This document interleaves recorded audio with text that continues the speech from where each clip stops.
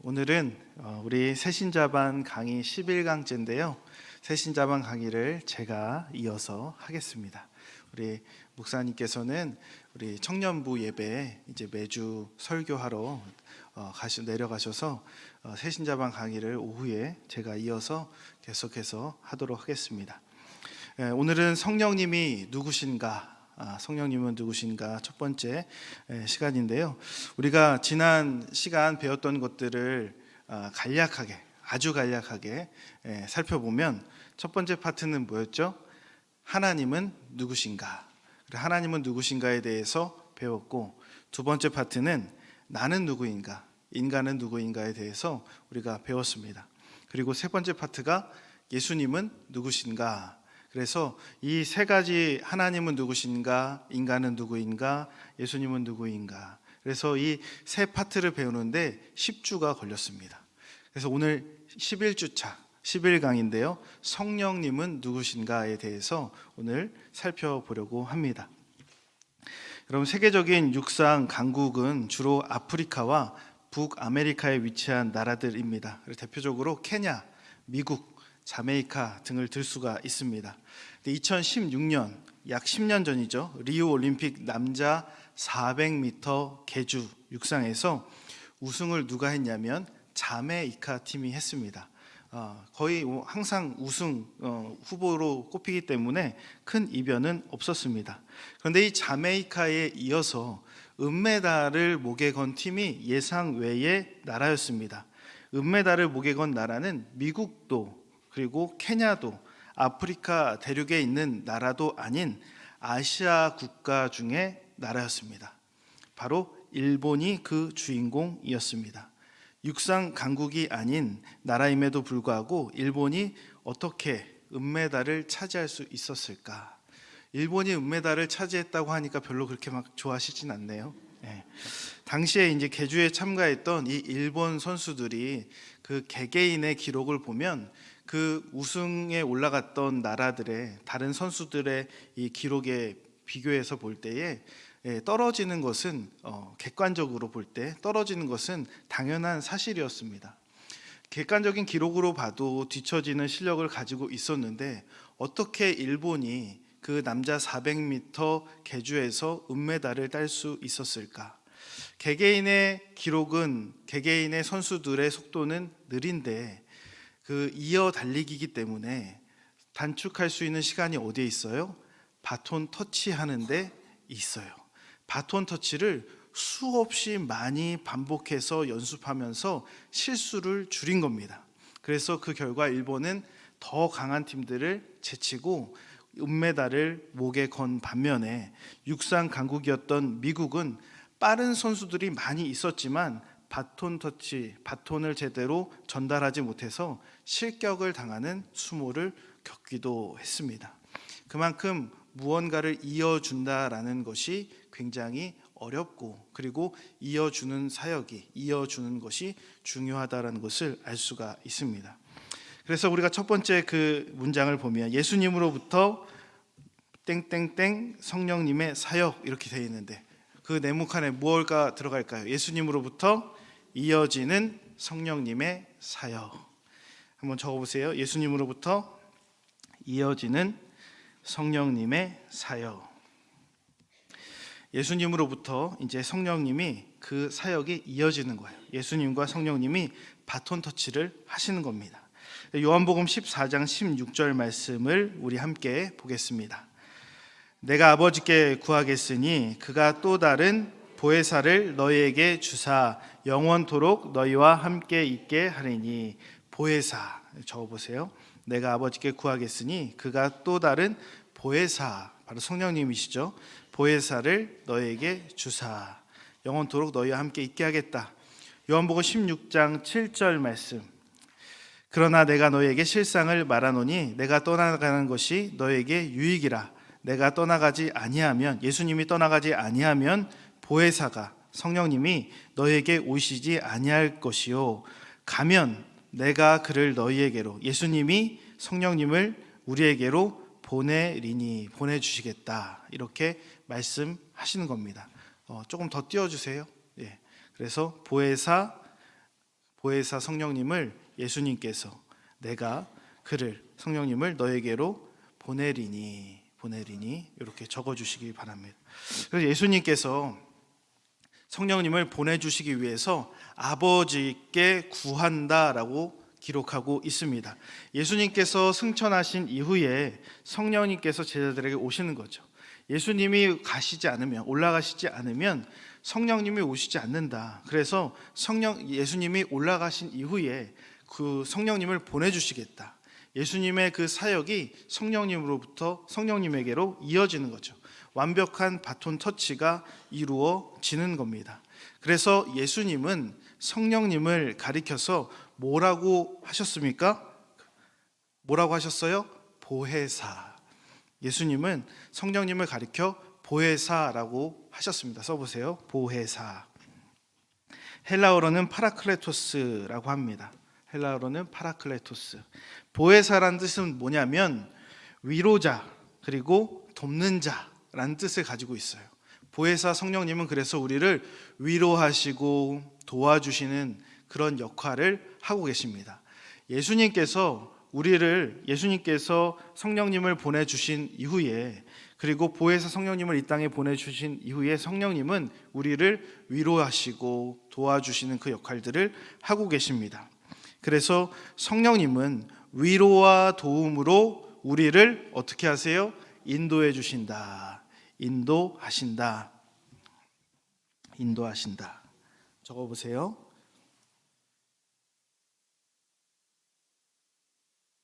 그래서 성령님은 우리를 인도하실 때 항상 이렇게 위로와 도움으로 인도하시는데, 우리가 성령님을 이해할 때 성령님이 항상 우리를 어떠한 신비적인 능력으로만 우리 가운데 역사하시는 것이 아니다라는 것을 알아야 됩니다. 그러면 성령님을 인격적이라고 말할 수가 없는 거예요. 그러니까 성령님이 항상 신비적으로만 역사하신다고 하면 성령님은 인격적인 분이라고 우리가 말할 수가 없다라는 거죠.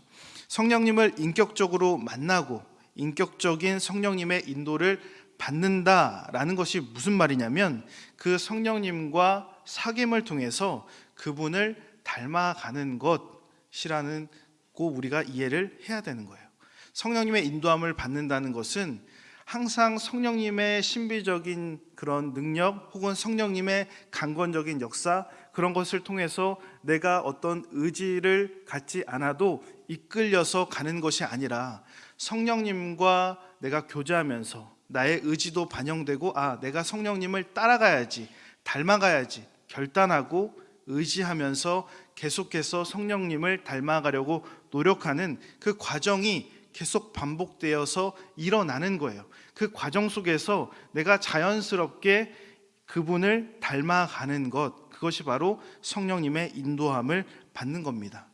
성령이 충만한데 언행이 별로 그렇게 본이 되지 않는 분들이 종종 있습니다. 기도는 정말 많이 한다고 하는데 남에게 상처 주는 말들만 골라서 하시는 분들이 계세요. 제가 사역을 쭉 하다 보니까 저희 교회는 안 계신데 남에게 그렇게 상처를 주는 말들만 하시는 분들이 있더라고요. 근데 그런 분들이 기도를 몇 시간씩 하신다는 분들이 꼭 그러세요. 기도가 하나님과 교제라고 하면서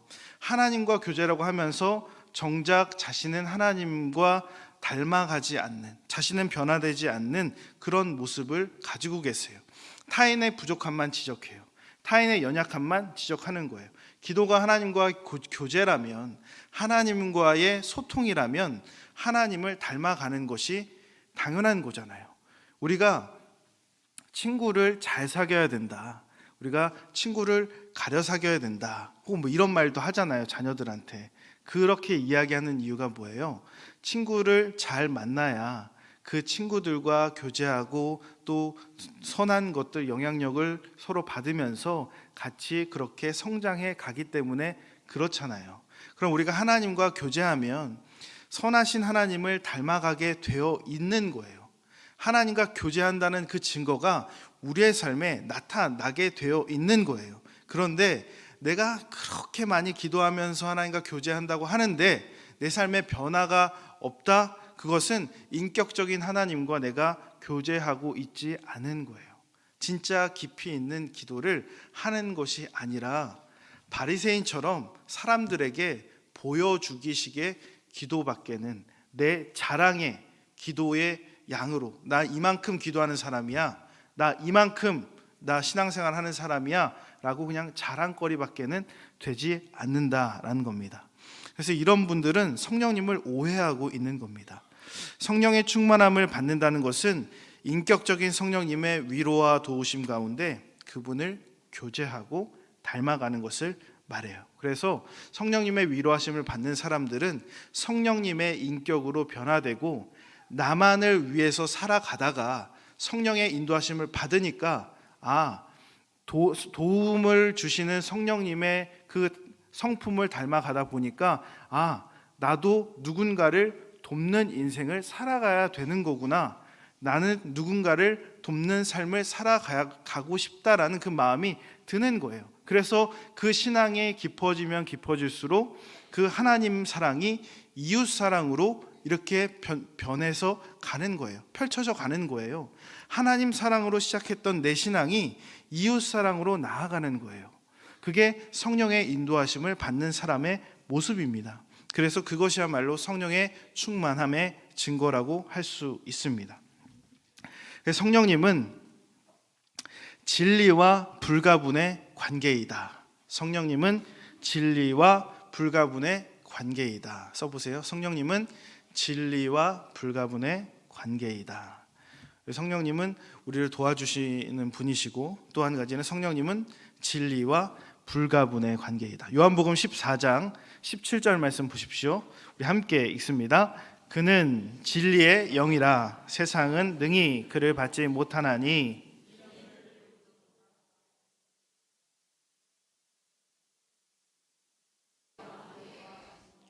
또 너희 속에 계시겠음이라. 아멘. 예수님은 성령님을 가리켜서 뭐라고 말씀하시냐면 진리의 영이라, 성령님은 진리의 영이시다라고 이야기하는 거예요. 그래서 성령님과 내가 함께 산다는 것은 뭐냐면 진리를 떠나서는 살아가는 것이 불가능해지는 것. 내가 성령님과 함께 살아간다는 것은 진리를 떠나서 살아가는 것이 불가능해지는 것이다. 한번 써보세요. 성령님과 함께 살아간다는 것은 진리를 떠나서 살아가는 것이 불가능해지는 것이다. 그래서 성령의 인도함을 받는 사람들, 성령의 충만함을 입은 사람들은 항상 진리 가운데 살아가는 거예요. 진리 가운데 걸어가는 거예요. 그래서 성령 충만한 사람들은 진리의 영이신 성령님과 동행한다. 그래서 진리이신 성령님이 우리를 어떻게 인도해 가시는가 자세히 살펴보도록 하겠습니다. 첫 번째, 성령님은 주님의 말씀을 가르쳐 주시고 생각나게 하심으로 우리를 인도하십니다. 주님의 말씀을 가르쳐 주시고 생각나게 하심으로 우리를 인도하신다. 성령님은 하나님의 말씀을 우리에게 가르쳐 주세요. 그리고 그 말씀을 생각나게 해주세요. 그게 성령님의 인도하심 가운데 하나예요. 요한복음 14장 26절 말씀 보십시오. 함께 읽습니다. 보혜사 곧 아버지께서 내 이름으로 보내실 성령, 그가 너희에게 모든 것을 가르치시고 내가 너에게 말한 모든 것을 생각나게 하리라. 보혜사 그 성령님이 우리에게 모든 것을 가르치고, 그리고 내가 너에게 말한 모든 것, 예수님이 말씀하신 모든 것, 주님의 말씀을 생각나게 하리라. 성령님께서 그 말씀을 생각나게 하시겠다라는 겁니다. 성령님은 주님의 말씀을 가르쳐 주시고 생각나게 해주시는 분이십니다. 그래서 우리가 이해할 수 없는 주님의 말씀도 성령님이 임하시면 영으로 깨달아지는 것이 성령님의 은혜라는 겁니다. 우리가 아무리 성경에 대해서 많은 지식을 갖고 있고 성경 공부를 하고 양육을 받고 오랜 시간 신앙생활을 하더라도 우리 안에 성령님이 거하지 않아서 그 말씀이 우리의 인생 가운데 생각이 나지 않는다면 그러면 아무 소용이 없다는 거예요. 우리가 일상생활을 하면서 오늘 주일에 예배를 잘 드리고 양육도 잘 받고 그 다음에 집에 돌아가서 그리고 월요일부터 다시 직장에 갔을 때 사회생활을 하면서 하나님의 말씀이 전혀 생각이 나지 않는다면 우리의 그 모습이 우리가 믿지 않는 사람과 전혀 차이가 없다라는 겁니다. 말씀이 떠오르지 않는다면, 말씀이 생각나지 않는다면 믿지 않는 사람과 우리의 모습이 차이가 나지 않는다라는 겁니다. 제가 누군가 갑자기 제가 가는데 주먹으로 저를 때린다고 생각해 보세요. 누군가 가는데 그럴 일 거의 없겠지만요. 가는데 주먹으로 저를 때린다고 생각해 보세요. 그때 제가 어떻게 여러분 반응하겠습니까? 주먹이 좀 세시네요. 이 정도만 제가 반응할까요? 그 순간 저 스스로가 내가 목사지 라고 이런 생각을 갖고 있다면 아마 적어도 그분과 몸을 뒤엉키며 싸우는 일은 없을 겁니다. 제가 목사라는 사실을 그 순간 인지하고 있다면요. 근데 더 나아가 예수님이 하신 그 말씀, 누구든지 내 오른뺨을 치면 왼편도 돌려대라 라는 말씀이 그 순간 떠올라졌다라면 아마 화를 더 억눌렀을 겁니다. 화도 억눌렀을 거예요. 더 나아가서 십자가에 못 박히신 예수님의 그 모습이 떠오른다면 아마 화를 참아낼 수 있을 겁니다. 그런데 제가 딱 맞는 순간에 말씀이고 뭐고 목사고 뭐고 직분이 뭐고 아무것도 생각이 안 난다면 여러분 어떻겠습니까? 한 대 맞았으니까 너도 딱 한 대만 맞아 라고 한 대 딱 때리고 안녕히 계세요 하고 딱 갔을까요? 아니라는 거예요. 어떻게 해요? 다시는 못 덤비도록 그냥 죽도록 때려야죠. 죽도록. 한 대 맞았으면 어디 너 다시 나 만나면 도망가라 하고 이렇게 했어야죠. 그게 우리의 본능이에요. 그게 우리의 본능이잖아요. 하나님의 말씀이 떠오르지 않으면 내 성격대로 내 본능대로 그렇게 되어 있다라는 거예요. 가정의 달, 5월달 가정의 달입니다. 여러분의 가정은 평안하십니까? 여러분 가정의 달, 여러분 갑자기 왜 띄우세요? 띄우지 마세요. 적는 거 없습니다. 여러분 부부끼리 다투고 싸움할 때 그 마음 안에 여러분 하나님의 말씀이 생각나십니까? 특별히 말로서만 싸우는 분들 말고 육탄전으로 하시는 분들 그 안에 하나님의 말씀이 떠오르십니까? 아마 떠오르시는 분들은 싸우지 않으실 거예요. 아마 부부 관계 안에서 가정 안에서 그 하나님의 말씀이 내 아내와 남편의 그 허물을 볼 때에 하나님의 말씀이 생각이 나면 아마 한 번 더 참고 한 번 더 배려하고 한 번 더 희생을 하지 아유 저 인간 이러면서 막 싸우고 막 이러진 않을 거란 말이에요. 우리가 대부분 다투고 본능적으로 싸우고 지적하고 정죄하는 것은 하나님의 말씀이 우리 안에 떠오르지 않기 때문에 생각나지 않기 때문에 그렇습니다. 여러분 구약에 보면 모세의 율법 중에 이런 구절이 있어요.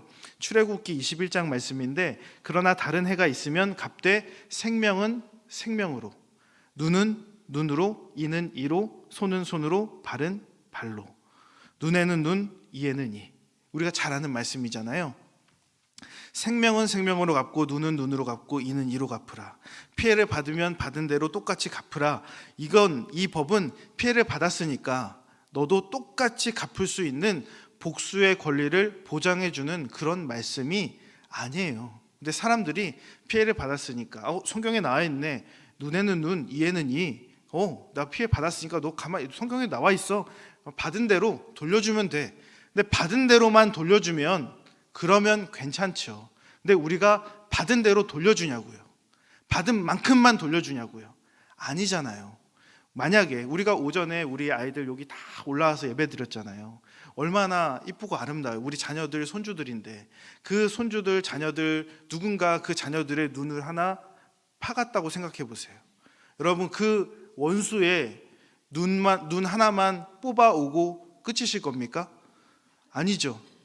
아주 너는 평생 아무것도 내가 못 보게 할 거야 하면서 두 눈을 그냥 다 이렇게 하셔야죠. 두 눈만 뽑으실 거예요? 너는 듣지도 마. 그러면서 귀도 말하지도 못하게 막 입도 이러실 거 아니에요? 받은 대로, 눈은 눈으로, 성경에 눈은 뭐 개수는 안 적혀 있으니까 한쪽 눈은 두쪽 눈, 이렇게 해석하실 건가요? 아니잖아요. 이 이야기는 받은 만큼만 복수하라는 그 말은 복수를 하지 말라는 거예요. 하지 말라는 거예요. 피해를 주지 말라는 거예요. 애초에 그런 행동을 하지 말라라는 걸로 율법을 세워놓은 거예요. 그냥 마땅히 받은 대로 해도 된다라는 그런 어떤 복수를 조장하는 그런 율법이 아니라는 겁니다. 우리는 남들에게 받은 만큼만 돌려주면 절대로 속이 시원하지 않아요. 남들이 한 대 때리잖아요. 나는 최소한 2대 때려야 돼요. 최소한이에요. 최소한 2대 때려도 사실 속이 안 풀려요. 2대 때리고 더 때려야 돼요. 그렇잖아요. 아픈 데를 더 때려야 돼요. 골라서 때려줘야 돼요. 그리고 내 자녀를 괴롭혔어요. 그 자녀의 자녀까지 괴롭혀줘야 돼요. 그래야지 우리의 속이 풀어져요. 그게 우리의 본능이다라는 겁니다. 그런데 모세의 율법은 그것을 받은 만큼만 하라는 거예요. 절제하라는 거예요. 받은 만큼만. 그런데 예수님은 신약 성경에 와서, 신약 시대에 와서 더 나아가신 거예요. 네가 오른뺨을 맞으면 왼뺨도 돌려대라. 네가 받으면 아예 받은 것만큼 보복하는 게 아니라 아예 더 당해줘라 라는 것이 예수님의 말씀입니다. 그러니 적어보세요. 우리가 살면서 하나님의 말씀이 생각나지 않으면 본능대로 살게 되어 있습니다. 하나님의 말씀이 생각나지 않으면 본능대로 살게 되어 있다. 하나님의 말씀이 생각나지 않으면 본능대로 살게 되어 있습니다. 그래서 그 성령님께서 그 말씀을 계속 생각나도록 우리 안에 내주하신다라는 겁니다. 느지막이 신학을 한 전도사님이 있었습니다. 이 전도사님이 신학교에 다닐 때 형편이 너무 어려워서 끼니조차 때우기가 힘들었다고 합니다. 근데 어려운 형편을 잘 이겨내고 신학교를 졸업했어요. 전도사가 돼서 사역도 잘 감당했습니다. 근데 어느 날 친구 사무실에 갔는데 그 사무실이 비어 있는 거예요. 직원도 없고 아무 친구도 없고 사무실이 비어 있어요. 근데 이 전도사님 눈에 뭐가 들어왔냐면 그 직원 책상 위에 100만 원짜리 현금 다발, 돈 뭉치가 눈에 들어온 거예요. 그 순간 전도사님이 자동적으로 손이 이렇게 간 거예요. 자동적으로 100만 원짜리 돈 뭉치에 손이 가게 돼요. 그리고 그 돈 뭉치를 쥐어들고 사무실을 나오는 순간 그 현장에서 직원에게 붙잡히게 돼요. 그래서 절도죄로 구속이 되게 됩니다. 그래서 이 전도사님에게 당시 같이 사역하는 목사님이 질문을 했습니다. 아무리 어려워도 어떻게 전도사님 어떻게 그런 일을 할 수 있냐며 물었더니 이 전도사님 대답이 이렇게 말하는 거예요. 돈을 보는 순간 그 돈을 들고 도망쳐야 한다는 것 외에는 아무것도 생각이 나지 않았습니다. 돈을 들고 도망쳐야 된다라는 생각 외에 아무것도 생각이 나지 않았습니다. 정말 주님의 말씀이 생각이 나지 않는다면 우리가 세상의 사람들과 그 구별됨이 우리의 삶에 존재할 수가 없는 거예요. 세상의 사람들과 그 믿지 않는 사람들과 구별됨이 있을 수가 없는 거예요. 내가 목사라서 장로라서 신앙생활을 오래 해서 상관없어요. 내가 하나님의 말씀이 떠오르지 않는다면 그 순간 본능대로 행동하게 되어 있습니다. 그러기에 성령님은 우리에게 주님의 말씀을 가르쳐 주시고 생각나게 하심으로 우리의 삶을 인도해 가신다라는 겁니다. 두 번째, 성령님은 우리를 책망하심으로 인도하십니다. 책망하심으로 인도하신다. 책망하심으로 인도하신다. 요한복음 16장 7절에서 8절 말씀 우리 함께 읽습니다. 그러나 내가 너희에게 실상을 말하노니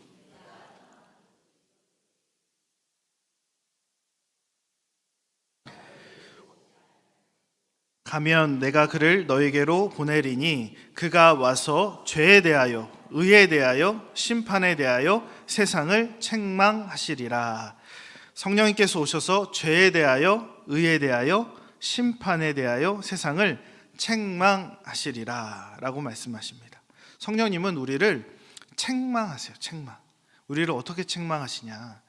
우리가 하나님의 말씀을 읽을 때 막 찔림을 받을 때도 있잖아요.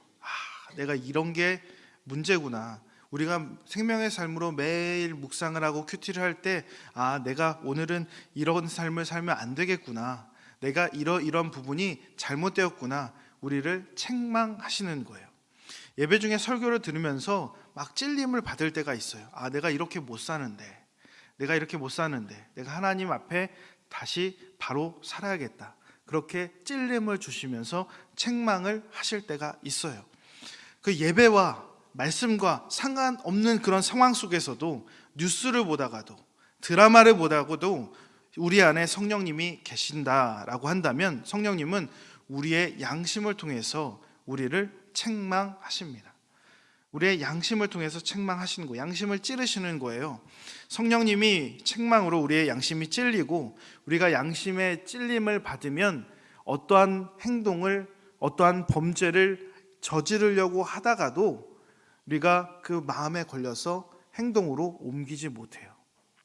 제가 저희 교회 여기 앞에 도로가 보면은 도로가 되게 그 건너편까지 거리가 짧잖아요. 그래서 되게 이렇게 보면은 차도 안 다닐 때 있어서 금방 건너면 한 뛰어가면 5발자국이면 건널 것 같은 그런 거리잖아요. 그래서 가끔씩은 유혹을 받습니다. 이거 그냥 이렇게 건너면 저기 막 횡단보도까지 올라가가지고 우리 교회 입구에서 올라가서 횡단보도 신호 기다려서 건너가지고 다시 와서 이렇게 너무 번거롭잖아요. 솔직히 이렇게 대답 안 하시면 저만 이상한 사람 되잖아요. 솔직히 번거로우시잖아요. 제가 몇 분 봤어요. 솔직히 말씀해 주세요. 그래서 유혹을 저도 받아요. 그런데 양심이 찔려요. 그리고 목사란 게 목사이기 때문에 내가 그래도 목사인데 누가 성도님들이 보면 그래도 우리 목사님이 빨리 건너시네 라고 하시지 않을 거 아니에요. 그리고 또 본이 돼야 되잖아요. 그래서 불편해도 좀 돌아가도 시간이 걸려도 그렇게 신호를 지키거나 횡단보도를 가거나 그렇게 해요. 왜냐하면 양심에 찔림이 있고 그런 말씀들이 자꾸만 생각나게 하신다라는 거예요. 그런 찔림이나 책망함이 없으면 자꾸만 내 본능대로 그냥 건너고 이렇게 되는 거예요. 그래서 성령님의 책망에 우리가 민감해져야 돼요. 내 찔릴 때 괜찮지 이 정도는 그냥 건너도 이거는 죄 아니야. 이 정도 건너는 거는 괜찮아. 여기는 횡단보도 신호 있는데 여기는 횡단보도 신호 없잖아. 이거는 그냥 자유롭게 그냥 하라고 나라에서도 이렇게 해준 거야. 여기는 신호 있는데 여기 밑에는 신호 없잖아요. 구청 앞에.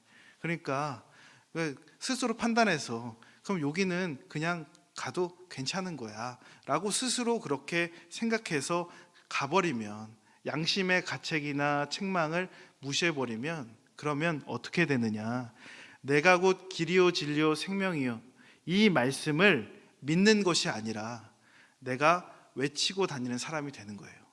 내가 곧 길이요 진리요 생명이니가 내가가 예수님이 아니라 이 내가가 내가 되는 거예요. 내가 길인 거예요. 나 자신이 길이고 나 자신이 진리고 나 자신이 생명인 거예요. 내가 맞는 거예요. 나만 맞는 거예요. 내가 하는 게 다 맞는 게 돼버리는 거예요. 성령님이 뭐라고 하시든 찌르시든 책망하시든 내가 오라. 지금 이렇게 하는 거 괜찮아. 이렇게 해도 누가 뭐라고 안 해. 이 정도는 다 어느 정도 타협점 안에서 유두리 있게 할 수 있는 거지. 어떻게 다 이렇게 돌아가면서 불편하게 그렇게 살아. 어떻게 불편하게. 이 정도는 괜찮아. 자신의 말만 맞다라고 그렇게 우기면서 살게 되는 겁니다. 그러기에 성령님의 책망의 소리에 민감하지 않으면 예수님이 보여주신 그 낮아짐의 삶을 이뤄갈 수가 없는 거예요. 내가 오르니까 자꾸만 내가 높아지게 되는 겁니다. 그러기에 책망함에 민감해져야 된다. 요한복음 16장 13절 말씀 함께 읽습니다. 그러나 진리의 성령이 오시면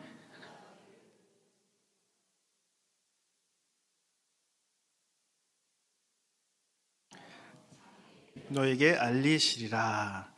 성령님은 진리의 영이시기 때문에 진리 가운데 진리의 성령이 오시면 우리를 진리 가운데 인도해 주신다. 그래서 그 밑에 보시면 성령님께서 우리를 책망하시는 목적은 진리 가운데 인도하시기 위해서입니다. 진리 가운데 인도하시기 위해서이다.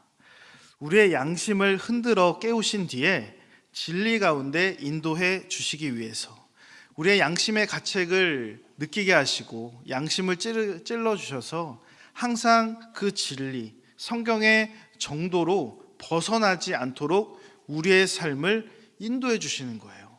그걸 느끼지 못하면 자꾸만 곁길로 세워나가는 삶을 살게 되는 겁니다. 그런 진리로 인도함을 받아서 우리가 날마다 어떻게 돼요? 성숙해지는 거예요. 날마다 이전보다 더 나아지는 삶, 이전보다 더 좋아지는 삶, 이전보다 더 성장하는 삶을 살게 되는 겁니다. 여러분, 가까운 교회에 이승재 목사님이 계십니다. 가까운 근처가 아니라 교회 이름이 가까운 교회예요. 이분에 의하면 이 목사님이 독실한 불교 집안 5대 독자로 태어났다고 합니다. 이분은 말이에요. 아버지가 가정을 너무 사랑하셔서 또 다른 가정을 하나 더 만드셨대요. 거기다가 아버지가 알코올 중독, 도박 중독, 거기다가 어머니를 그렇게 구타하셨대요. 어렸을 때부터. 근데 당시에 이 목사님 6살 위에 누나가 있었는데 장애가 있었대요. 태어났을 때 6개월 만에 소아마비가 왔는데 당시에 너무 어렵고 의술도 잘 모르니까 동네 한의원에 데리고 간 거예요. 근데 소아마비가 온 6개월 된 아이에게 녹용과 이제 인삼을 먹여가지고 그 부작용으로 인해서 뇌성마비까지 오게 됐습니다. 소아마비와 뇌성마비라는 장애를 가진 누나와 이 가난 속에서 자라면서 어렸을 때 누나의 대소변을 다 받아내가면서 그렇게 커갔대요.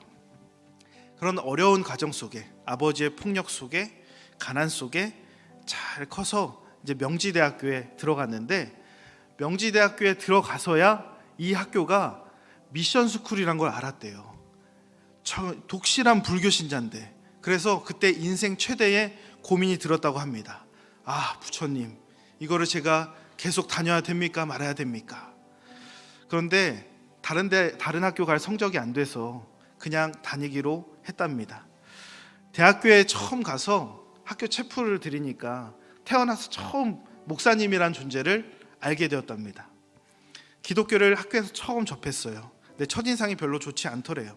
당시는 영상이나 이런 게 잘 발달될 때가 아니라서 화질도 그렇게 좋지 않은데 2시간이나 되는 영상을 강제로 막 보여주더래요. 보게 만들었대요, 학교에서. 그런데 이 노란 머리에 예수님이 나와가지고 한국말을 하시는 거예요. 그러면서 이제 어린아이가 죽었다가 갑자기 일어나면서 예수님이 살려주셨다 이러면서 그런 영상을 보여주니까 별로 이제 기독교에 대한 이미지가 좋지가 않더래요. 그렇게 부처님의 은총을 구하면서 날마다 학교를 다녔다고 합니다. 여름방학이 이제 다 되어갈 쯤에 어떤 한 선배가 대학생 수련회가 있는데 같이 가지 않을래? 이렇게 이야기를 해서 몇 명이나 모이는데요. 한 10,000명 정도 모일걸. 10,000명이라고 하니까 5,000명은 여학생일 거 아니에요. 자기는 공대니까 여학생이 없대요, 그 공대에는. 그래서 5,000명에 되는 여학생을 만날 생각에 가겠다고, 꼭 가겠다고. 그래서 너무너무 신이 나가지고 그 수련회가 믿는 대학생들의 수련회인지 모르고 간 거예요. 그래서 이 3박 4일 동안 3일 동안 있을 수련회를 위해서 짐을 챙겼습니다. 가장 먼저 뭘 챙겼냐? 술을 챙겼어요. 술을 챙기고 다른 사람들도 이제 접대도 해야 되잖아요. 이렇게 같이 만나고 교제도 해야 되니까 보통 피는 담배보다 더 많은 양의 담배도 3갑을 챙겼대요. 3갑 챙기고 그렇게 신나는 마음으로 수련회를 갔는데, 이 수련회가 한국 대학생 선교회, 우리가 잘 알고 있는 CCC라는 선교 단체의 수련회였던 거예요. 수련회 갔는데 아침 먹고 예배 드려요, 점심 먹고 예배 드려요, 저녁 먹고 예배 드려요. 밤 11시에 취침이라고 분명히 일정에 써 있는데 이 사람들이 11시에 재워주질 않는 거예요. 예배 끝나고 막 은혜 나눔한다고 자기들끼리 막 나눔하면서 도저히 잘 생각을 하지 않는 거예요. 그래서 그때 생각했대요. 야, 이 믿는 사람들은 시간을 진짜 안 지키는구나. 그때 처음 생각했대요. 매 시간 너무 괴로운데 밖에서 이제 밥 먹고 담배 피고 이러고 있다가 저기 이제 불 꺼진 데서 사람들이 막 찬양하는데 거기 이제 들어가면 그 시간이 너무 괴롭더래요. 찬양하는데. 왜냐면 찬양만 하면 괜찮은데 또 교회는 찬양만 하지 않잖아요. 또 율동을 하잖아요. 율동.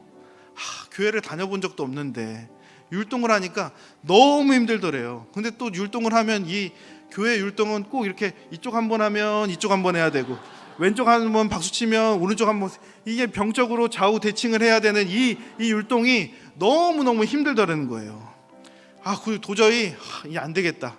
이제 참을 수가 없어가지고 자기 이제 집에 가겠다고, 도저히 이제 못 견디겠다고 이렇게 얘기를 하니까 같이 있던 그 선배도 갑자기 자기를 잡고 울더래요.